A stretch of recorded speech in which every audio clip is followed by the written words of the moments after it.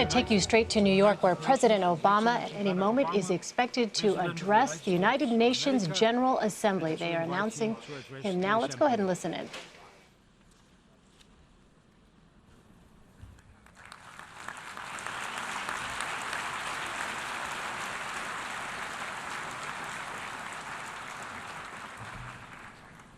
Mr. President, Mr. Secretary General, fellow delegates, ladies and gentlemen. 70 years after the founding of the United Nations, it is worth reflecting on what together the members of this body have helped to achieve. Out of the ashes of the Second World War, having witnessed the unthinkable power of the atomic age, the United States has worked with many nations in this assembly to prevent a third world war by forging alliances with old adversaries, by supporting the steady emergence of strong democracies accountable to their people instead of any foreign power,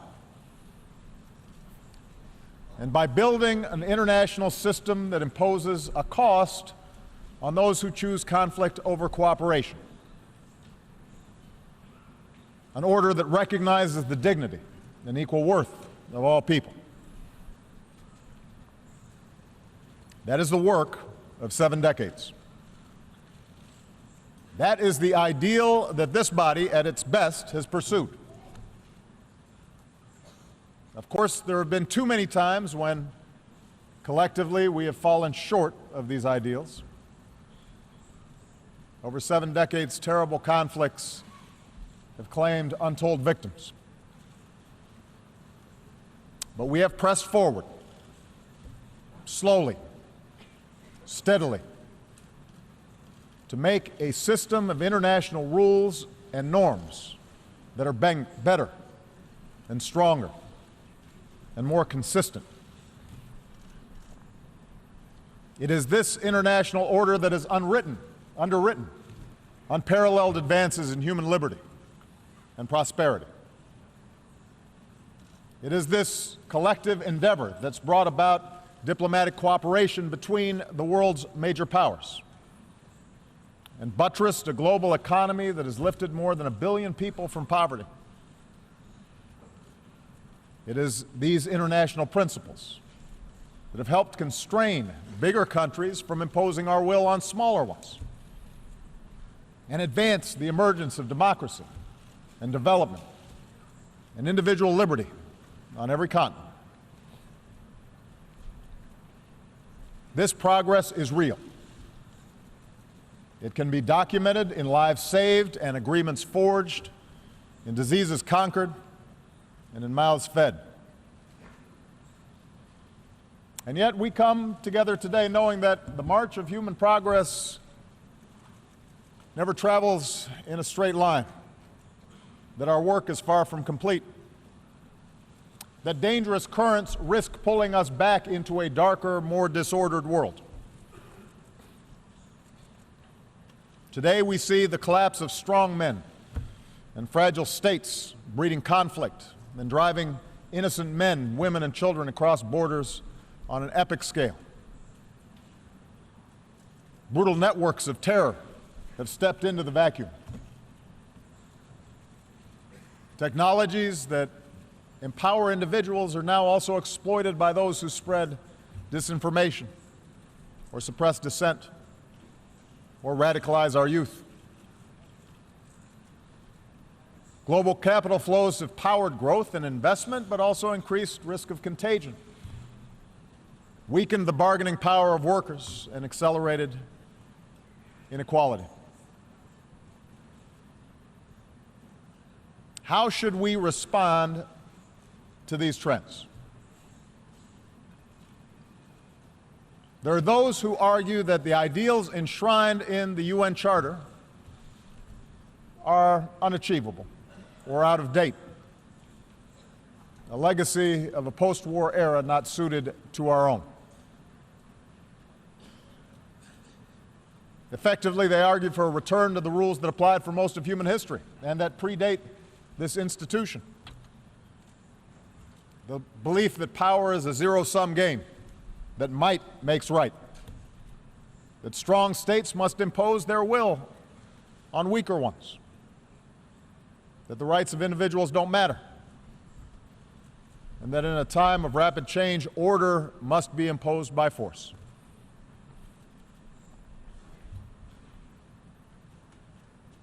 On this basis, we see some major powers assert themselves in ways that contravene international law. We see an erosion of the democratic principles and human rights that are fundamental to this institution's mission. Information is strictly controlled, the space for civil society restricted. We're told that such retrenchment is required to beat back disorder, that it's the only way to stamp out terrorism or prevent foreign meddling. In accordance with this logic, we should support tyrants like Bashar al-Assad, who drops barrel bombs to massacre innocent children, because the alternative is surely worse.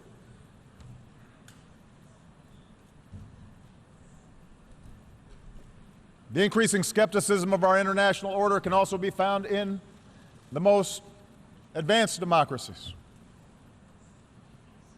We see greater polarization, more frequent gridlock, movements on the far right and sometimes the left that insist on stopping the trade that binds our fates to other nations, calling for the building of walls to keep out immigrants.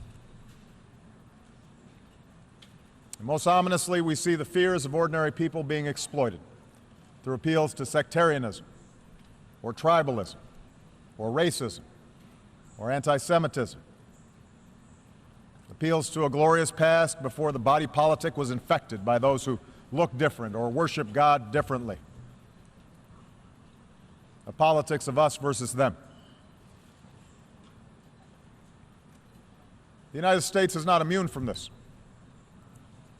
Even as our economy is growing and our troops have largely returned from Iraq and Afghanistan, we see in our debates about America's role in the world a notion of strength that is defined by opposition to old enemies, perceived adversaries, a rising China, or a resurgent Russia, a revolutionary Iran, or an Islam that is incompatible with peace.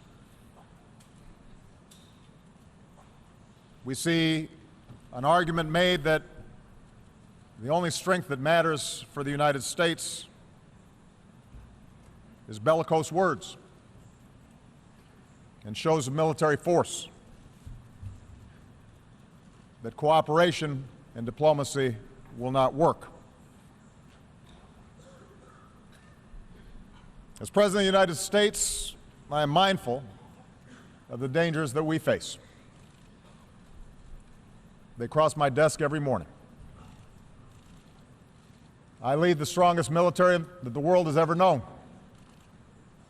and I will never hesitate to protect my country or our allies unilaterally and by force where necessary. But I stand before you today believing in my core that we, the nations of the world, cannot return to the old ways of conflict and coercion. We cannot look backwards. We live in an integrated world, one in which we all have a stake in each other's success. We cannot turn back those forces of integration. No nation in this assembly can insulate itself from the threat of terrorism or the risk of financial contagion, the flow of migrants, or the danger of a warming planet. The disorder we see is not driven solely by competition between nations or any single ideology. And if we cannot work together more effectively, we will all suffer the consequences. That is true for the United States as well. No matter how powerful our military, how strong our economy, we understand the United States cannot solve the world's problems alone. In Iraq, the United States learned the hard lesson that even hundreds of thousands of brave, effective troops, trillions of dollars from our treasury, cannot by itself impose stability on a foreign land. Unless we work with other nations under the mantle of international norms and principles and law that offer legitimacy to our efforts, we will not succeed. And unless we work together to defeat the ideas that drive different communities in a country like Iraq into conflict, any order that our militaries can impose will be temporary.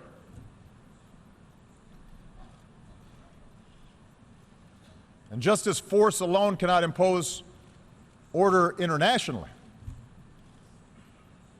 I believe in my core that repression cannot forge the social cohesion for nations to succeed.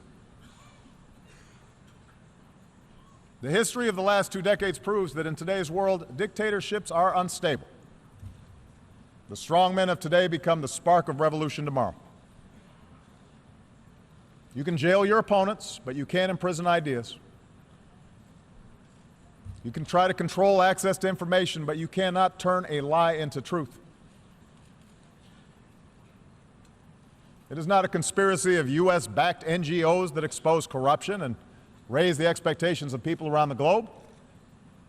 It's technology, social media, and the irreducible desire of people everywhere to make their own choices about how they are governed.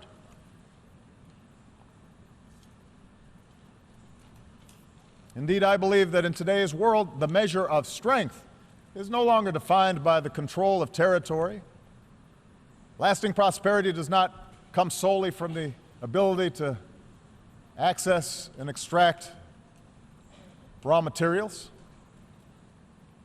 The strength of nations depends on the success of their people, their knowledge, their innovation, their imagination, their creativity, their drive, their opportunity, and that in turn depends on individual rights and good governance and personal security. Internal repression and foreign aggression are both symptoms of the failure to provide this foundation.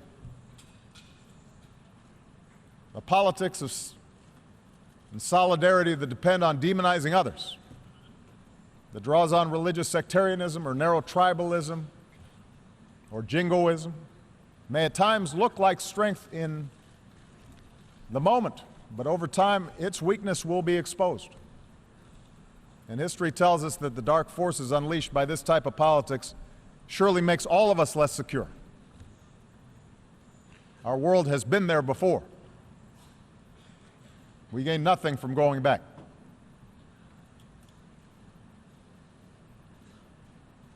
Instead, I believe that we must go forward in pursuit of our ideals, not abandon them at this critical time. We must give expression to our best hopes, not our deepest fears. This institution was founded because men and women who came before us had the foresight to know that our nations are more secure when we uphold basic laws and basic norms and pursue a path of cooperation over conflict. And strong nations, above all, have a responsibility to uphold this international order.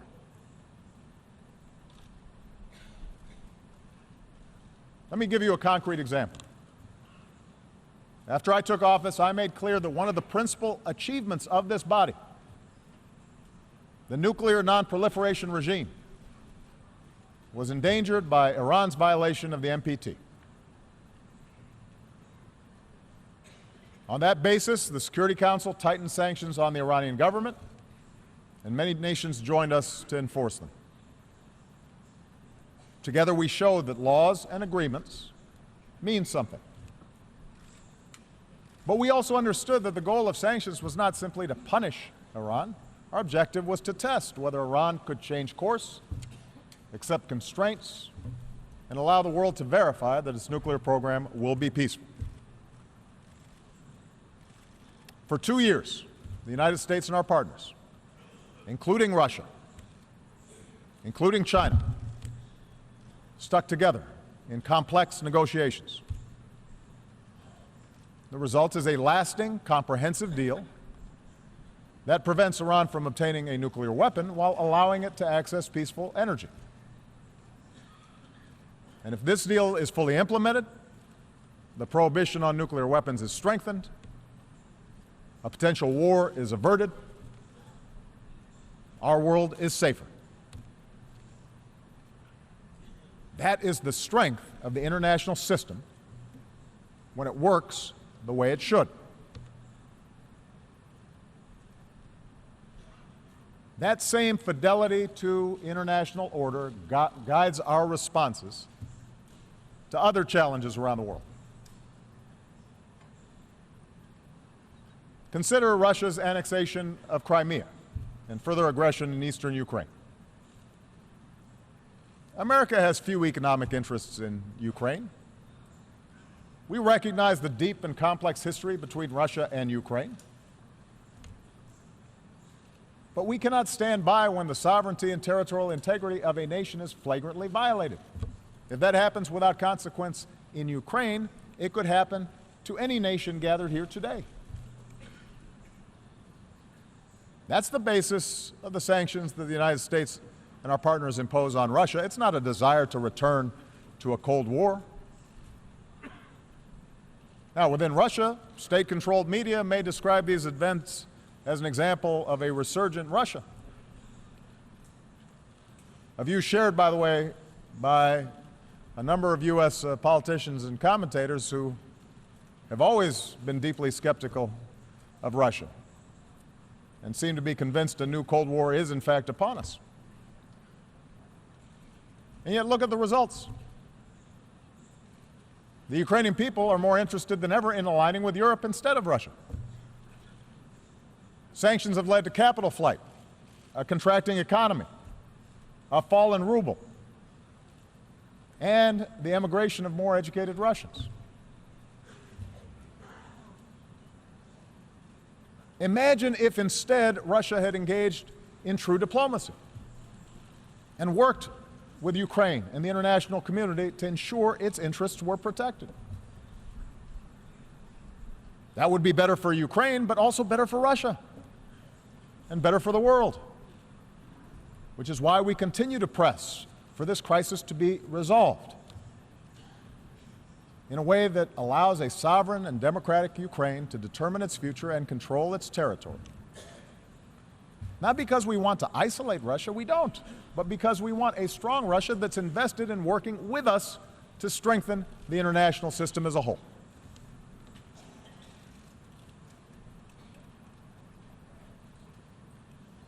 Similarly, in the South China Sea, the United States makes no claim on territory there.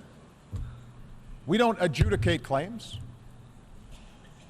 But like every nation gathered here, we have an interest in upholding the basic principles of freedom of navigation and the free flow of commerce, and in resolving disputes through international law, not the law of force.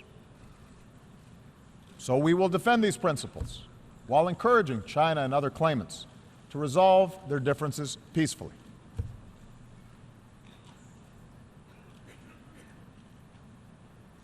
I say this recognizing that diplomacy is hard, that the outcomes are sometimes unsatisfying, that it's rarely politically popular. But I believe that leaders of large nations, in particular, have an obligation to take these risks, precisely because we are strong enough to protect our interests if and when diplomacy fails. I also believe that to move forward in this new era, we have to be strong enough to acknowledge when what you're doing is not working. For 50 years, the United States pursued a Cuba policy that failed to improve the lives of the Cuban people. We changed that. We continue to have differences with the Cuban government. We will continue to stand up for human rights, but we address these issues through diplomatic relations and increased commerce and people-to-people ties.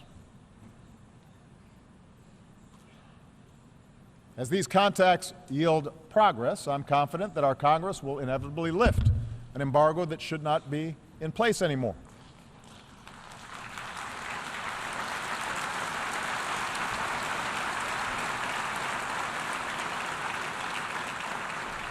Change won't come overnight to Cuba, but I'm confident that openness, not coercion, will support the reforms and better the life the Cuban people deserve. Just as I believe that Cuba will find its success if it pursues cooperation with other nations. Now, if it's in the interest of major powers to uphold international standards, it is even more true for the rest of the community of nations. Look around the world. From Singapore to Colombia to Senegal, the facts show that nations succeed when they pursue an inclusive peace and prosperity within their borders and work cooperatively with countries beyond their borders. That path is now available to a nation like Iran, which, as of this moment, continues to deploy violent proxies to advance its interests.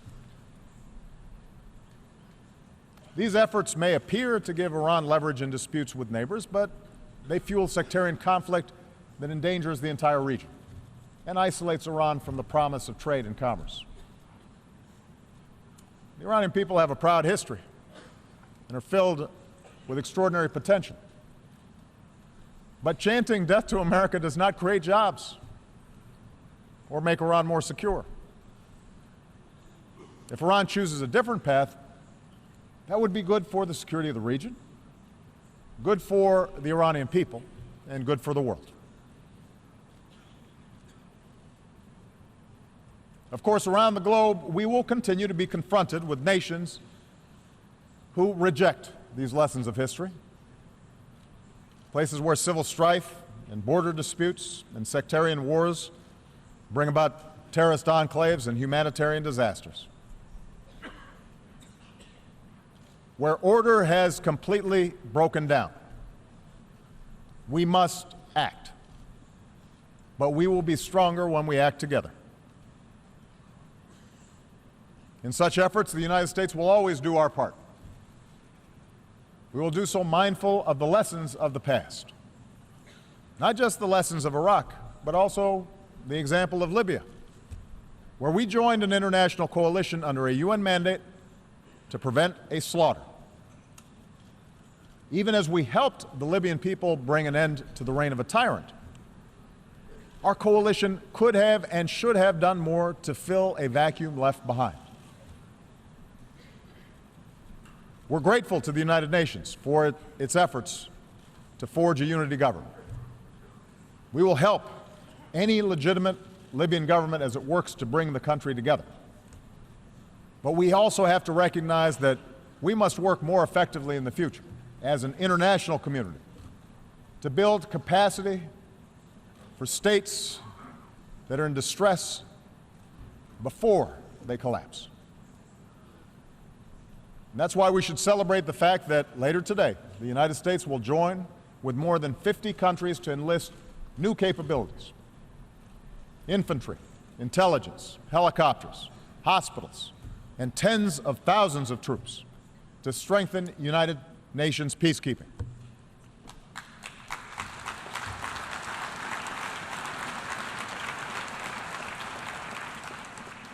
These new capabilities can prevent mass killing and ensure that peace agreements are more than words on paper.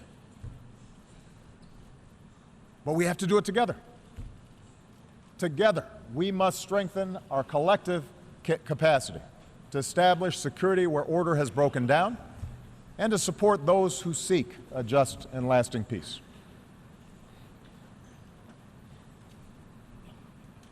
Nowhere is our commitment to international order more tested than in Syria.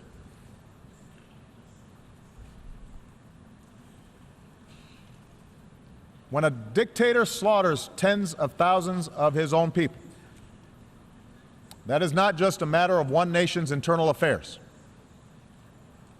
It breeds human suffering on an order of magnitude that affects us all. Likewise, when a terrorist group beheads captives, slaughters the innocent, and enslaves women, it's not a single nation's national security problem. That is an assault on all our humanity. I've said before, and I will repeat, there is no room for accommodating an apocalyptic cult like ISIL. And the United States makes no apology for using our military as part of a broad coalition to go after them. We do so with a determination to ensure that there will never be a safe haven for terrorists who carry out these crimes. And we have demonstrated over more than a decade of relentless pursuit of al-Qaeda. We will not be outlasted by extremists. But while military power is necessary, it is not sufficient to resolve the situation in Syria. Lasting stability can only take hold when the people of Syria forge an agreement to live together peacefully. The United States is prepared to work with any nation, including Russia and Iran, to resolve the conflict. But we must recognize that there cannot be, after so much bloodshed, so much carnage, a return to the pre-war status quo. Let's remember how this started. Assad reacted to peaceful protests by escalating repression and killing that in turn created the environment for the current strife.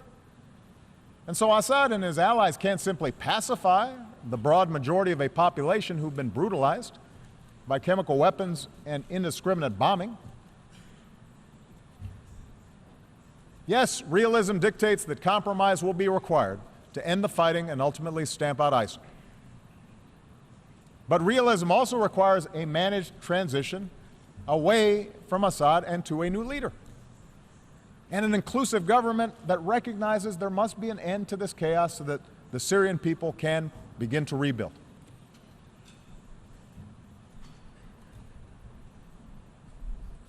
We know that ISIL, which emerged out of the chaos of Iraq and Syria, depends on perpetual war to survive. But we also know that they gain adherents because of a poisonous ideology. So part of our job together is to work to reject such extremism that infects too many of our young people. Part of that effort must be a continued rejection by Muslims of those who distort Islam to preach intolerance and promote violence. And it must also involve a rejection by non-Muslims of the ignorance that equates Islam with terror.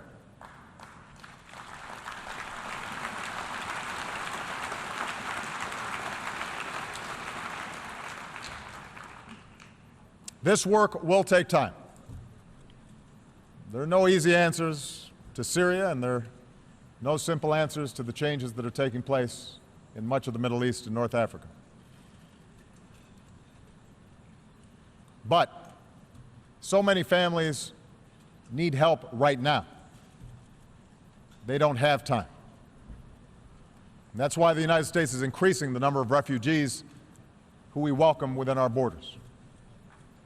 That's why we will continue to be the largest donor of assistance to support those refugees. And today we are launching new efforts to ensure that our people and our businesses, our universities and our NGOs can help as well.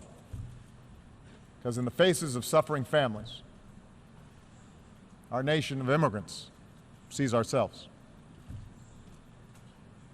Of course, in the old ways of thinking, the plight of the powerless, the plight of refugees, the plight of the marginalized did not matter. They were on the periphery of the world's concerns. Today, our concern for them is driven not just by conscience, but should also be driven by self-interest. For helping people who've been pushed to the margins of our world is not mere charity. It is a matter of collective security. And the purpose of this institution is not merely to avoid conflict, it is to galvanize the collective action that makes life better on this planet. The commitments we've made to the Sustainable Development Goals speak to this truth.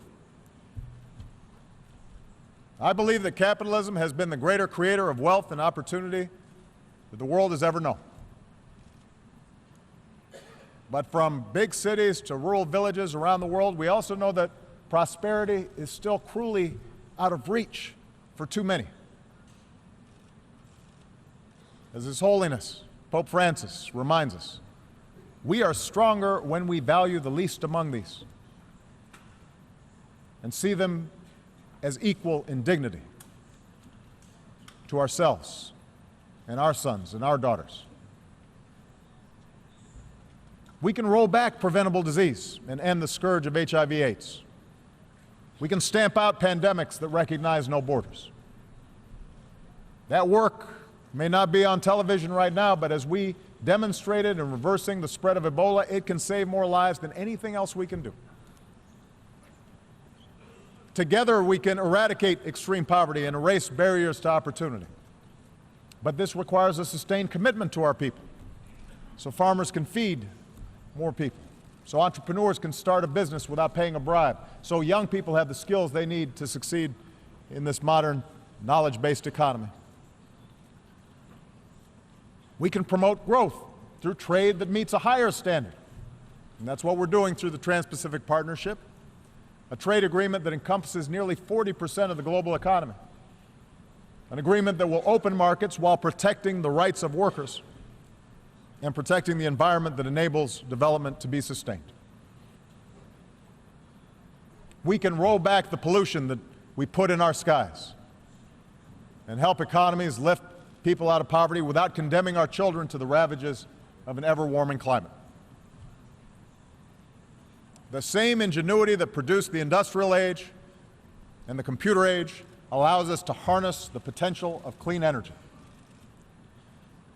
No country can escape the ravages of climate change. And there's no stronger sign of leadership than putting future generations first. The United States will work with every nation that is willing to do its part so that we can come together in Paris to decisively confront this challenge.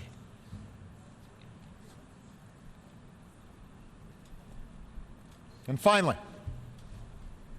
our vision for the future of this assembly, my belief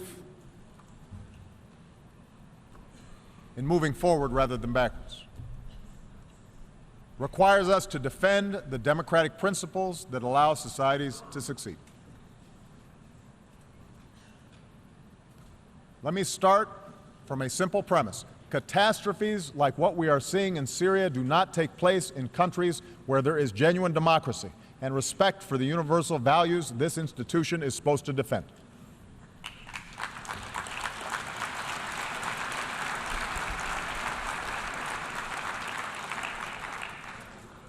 I recognize that democracy is going to take different forms in different parts of the world.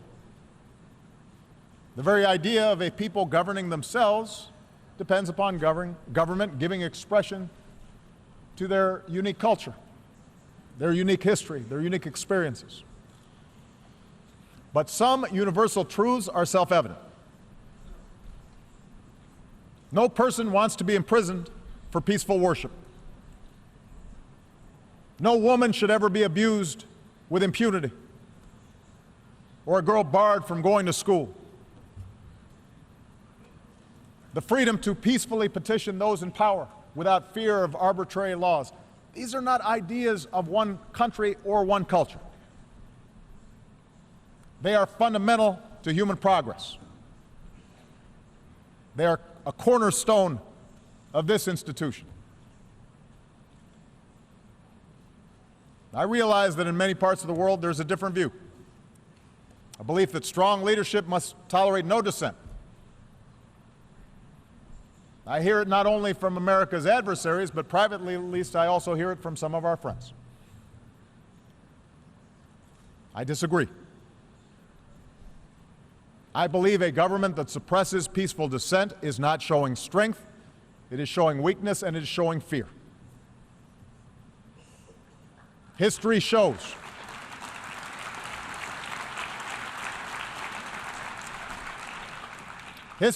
that regimes who fear their own people will eventually crumble. But strong institutions built on the consent of the governed endure long after any one individual is gone. That's why our strongest leaders, from George Washington to Nelson Mandela, have elevated the importance of building strong democratic institutions over a thirst for perpetual power. Leaders who amend constitutions to stay in office only acknowledge that they failed to build a successful country for their people, because none of us last forever. It tells us that power is something they cling to for its own sake, rather than for the betterment of those they purport to serve. I understand democracy is frustrating. Democracy in the United States is certainly imperfect. At times it can be dysfunctional. But democracy, the constant struggle to extend rights to more of our people, to give more people a voice, is what allowed us to become the most powerful nation in the world.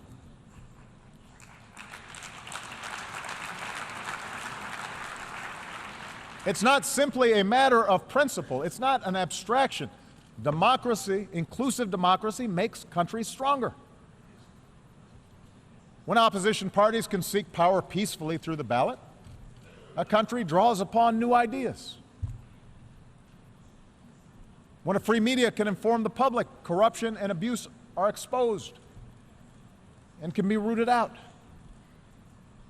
When civil society thrives, communities can solve problems that governments cannot necessarily solve alone.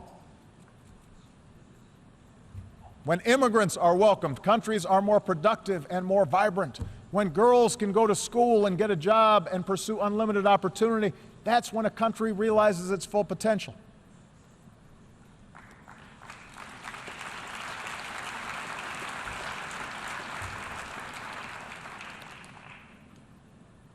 That is what I believe is America's greatest strength. Not everybody in America agrees with me. That's part of democracy. I believe that the fact that you can walk the streets of this city right now and pass churches and synagogues and temples and mosques where people worship freely, the fact that our nation of immigrants mirrors the diversity of the world, you can find everybody from everywhere here in New York City. The fact that in this country, everybody can contribute.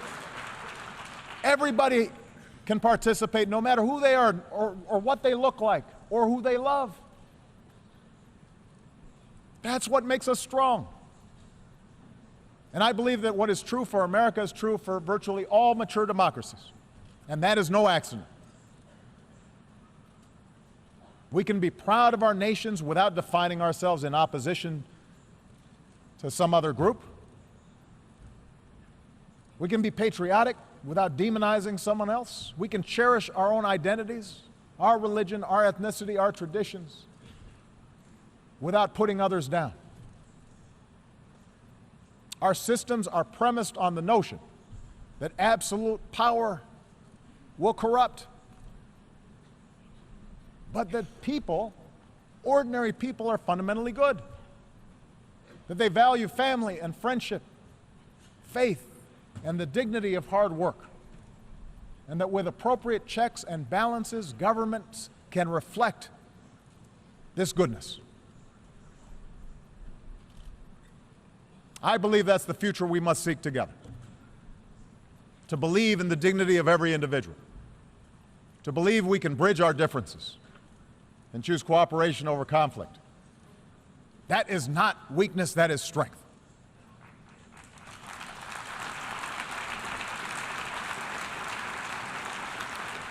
It is a practical necessity in this interconnected world. And our people understand this. Think of the Liberian doctor who went door to door to search for Ebola cases and to tell families what to do if they show symptoms. Think of the Iranian shopkeeper who said after the nuclear deal, God willing, now we'll be able to offer many more goods at better prices. Think of the Americans who lowered the flag over our embassy in Havana in 1961, the year I was born, and returned this summer to raise that flag back up.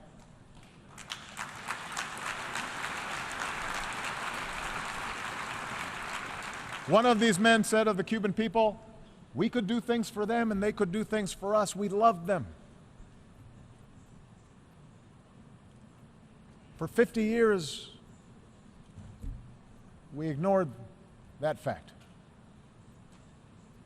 Think of the families leaving everything they've known behind, risking barren deserts and stormy waters just to find shelter, just to save their children.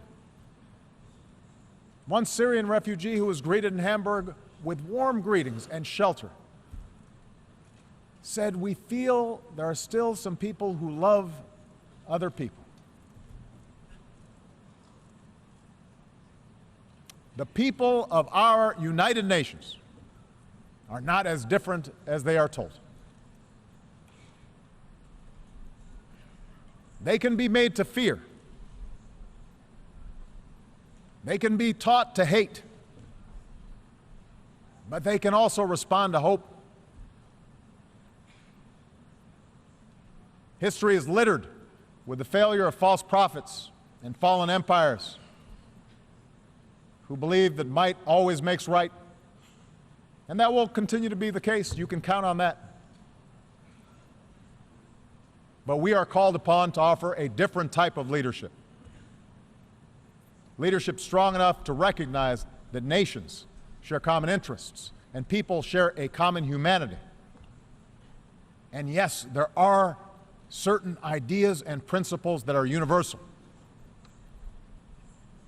That's what those who shaped the United Nations 70 years ago understood. Let us carry forward that faith into the future, for it is the only way we can assure that future will be brighter for my children and for yours. Thank you very much.